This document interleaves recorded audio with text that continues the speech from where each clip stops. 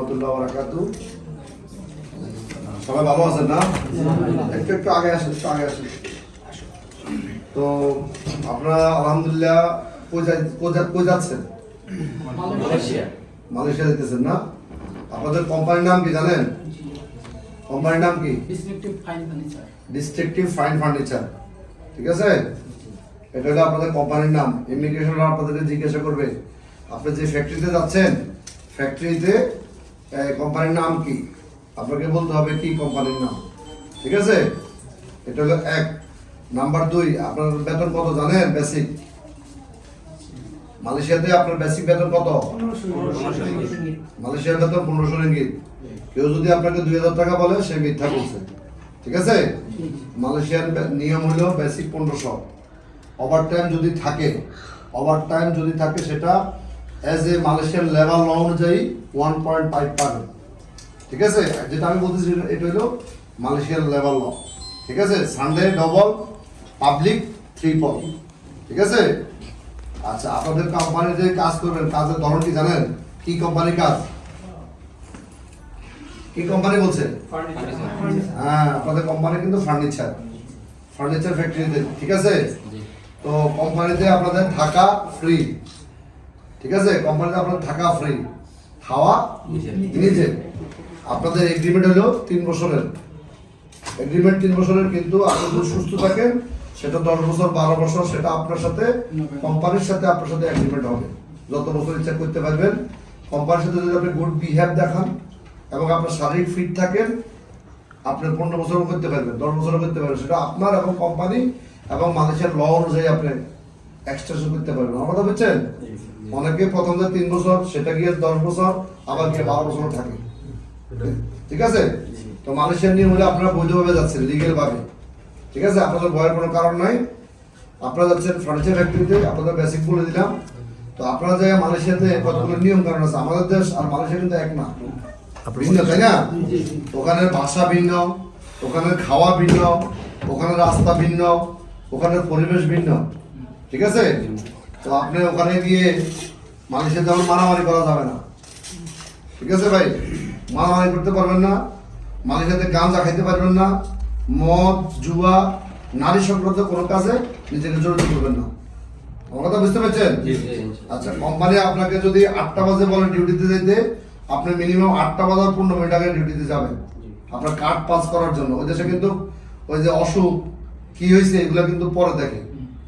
আপনি 8টা বাজে যদি ডিউটি হয় 8টার 15 মিনিট আগে যাবেন।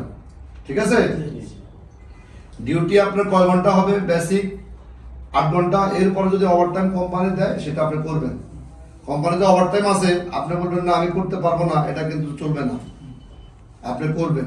ঠিক আছে, যদি একান্তই আপনার শারীরিক আনফিট বা নট ইজি ফিল করেন, সেক্ষেত্রে আপনি কোম্পানি যারা ম্যানেজমেন্ট আছে তাদেরকে বলবেন যে স্যার বা বস, আজকে আমার শারীরিক খারাপ, আমি আজকে ওভারটাইম করতে পারবো না। ক্লিয়ার? আমার কথা কি বুঝতে পারছেন? মানে এমন কিছু করবেন না যাতে আপনার সুনাম নষ্ট হয়, আপনার সাথে কোম্পানির সাথে সাংঘর্ষিক সম্পর্ক হয় এবং আমাদের দেশের বদনাম হয়। কারণ আপনারা যত যাবেন, যত ভালো বিহেভ করবেন, পরবর্তীতে ওই কোম্পানি যখন লোক নিবে আমাদের থেকে নিবে। তো আমাদের থেকে যখন লোক নিবে কারা যাবে? বাংলাদেশে যাবে। আমাদের দেশ থেকে যত ফ্লো বেশি হবে তত আমাদের লাভ না। তো এমন কিছু করবেন না, এমন কোনো বিহেভ করবেন না যাতে ওই দেশের আইন লঙ্ঘন হয়, ওই দেশের কোম্পানি আপনাদের প্রতি অসন্তুষ্ট হয় এবং বাংলাদেশের সুনাম নষ্ট হয়। এমন কিছু করার দরকার নেই।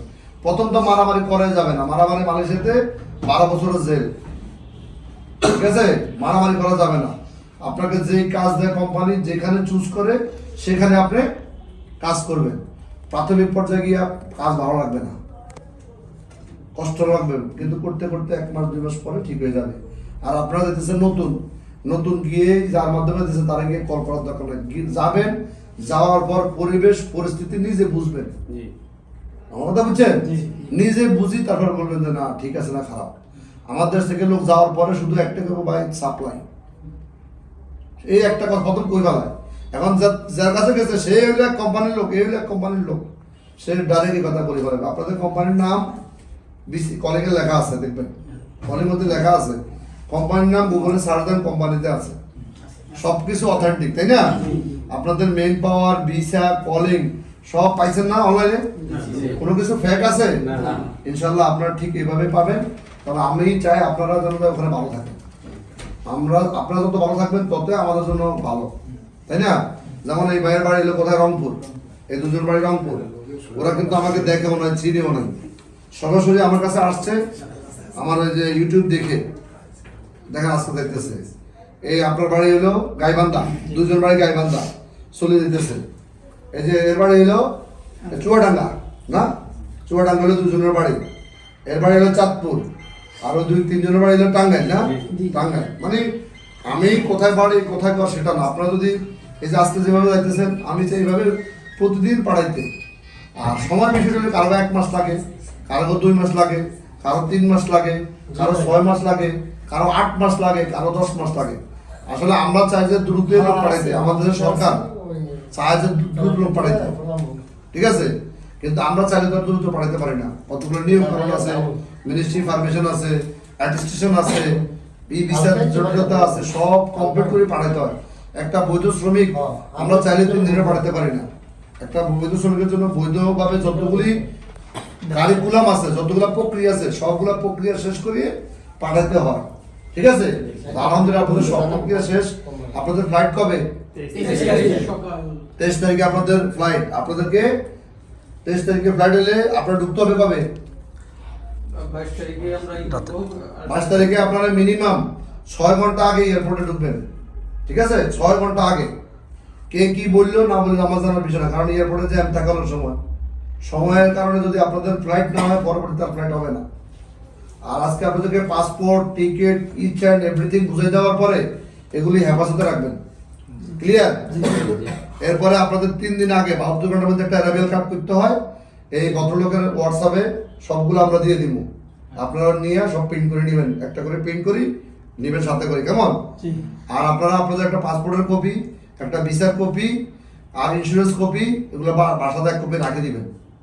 কারণ আপনাদের পরিবার পরবর্তীতে কোনো সমস্যা হইলে, কোনো ঝামেলা হলে অ্যাটলিস্ট কোম্পানির সাথে যোগাযোগ করতে পারবো। আমার কথা বুঝছেন?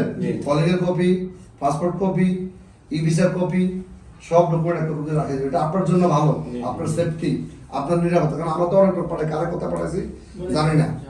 আপনারা আজকে আপনারা বাংলাদেশে যাওয়ার পরে আপনারা কিন্তু আর আমাদের লোক না, ঠিক আছে?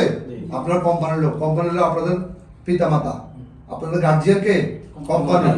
আপনারা অসুস্থ হন, সুস্থ হন, সুবিধা অসুবিধা সব কোম্পানিকে বলবেন। কোম্পানি আপনাদের শুধু সুবিধা অসুবিধা দুইটাই সলিউশন করতে পারবো। এরপরে যদি কোনো বিপদে পড়েন, মালয়েশিয়া বাংলাদেশে হাই কমিশন আছে, হাই কমিশনে আপনারা জানাইবেন শুধু সুবিধা অসুবিধা। আর সবাই চেষ্টা করবেন যে মিলজিল করে থাকার জন্য, মারামারি না করার জন্য।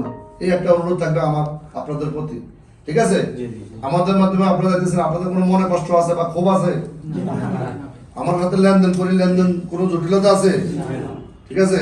তো আপনারা ভালো থাকবেন, আপনারা ভালো থাকবেন, আমরা ভালো থাকি। আর মালয়েশিয়া কিন্তু পরিশ্রমের দেশ, শুধু মালয়েশিয়া না, বিদেশ মানে পরিশ্রম। আপনার দেশে যেরকম পরিশ্রম করেন নাই, ভাত খাইছেন মার, ঠিক আছে? বোনে ভাত বাড়ি দিছে, মা ভাত বাড়ি দিছে, খাও বাবু খাও।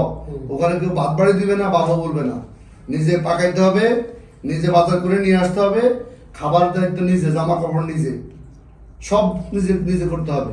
কাজ কোম্পানি করবেন। এখন এই যাওয়ার পরে বুঝবেন যে নতুন লাইফ।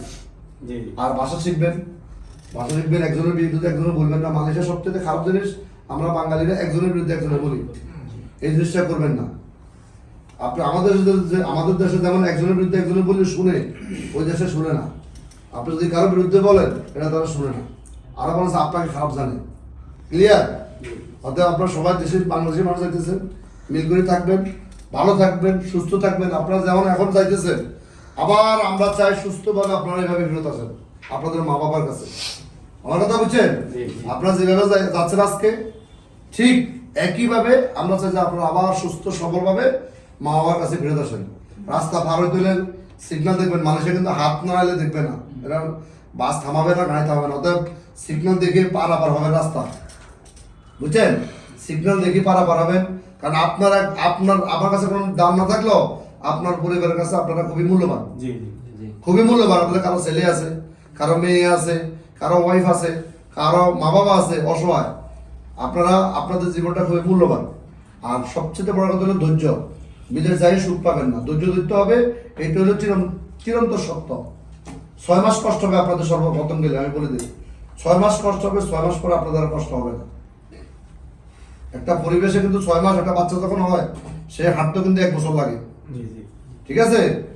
অতএব আপনারা এখন মানুষের জন্য বাচ্চা, আমাদের দেশের জন্য আপনারা অনেক কিছু, কিন্তু মানুষের জন্য আপনারা এখনো বাচ্চা। না বুঝবেন ভাষা, না বুঝবেন খাওয়া, না বুঝবেন থাকা, সবকিছু আনকমফোর্টেবল মনে হবে, আনইজি মনে হবে, ডিফিকাল্ট মনে হবে। কিন্তু একটা সময় এই সব কিছু আপনার আওতায় চলে আসবে। বুঝবেন ভাষা, থাকা, খাওয়া, ইচ্ছা এন্ড এভরিথিং আপনাদের আওতায় আসবে। তো আমরা চাই আপনাদের নিরাপদ যাত্রায় আমরা আপনাদের সহযোগী হতে পেরে আমরা নিজেকে ধন্য মনে করি। আর আমরা তখনই ধন্য হবো যখন আপনারা গিয়ে সাকসেস হবে, ঠিক আছে ভাই?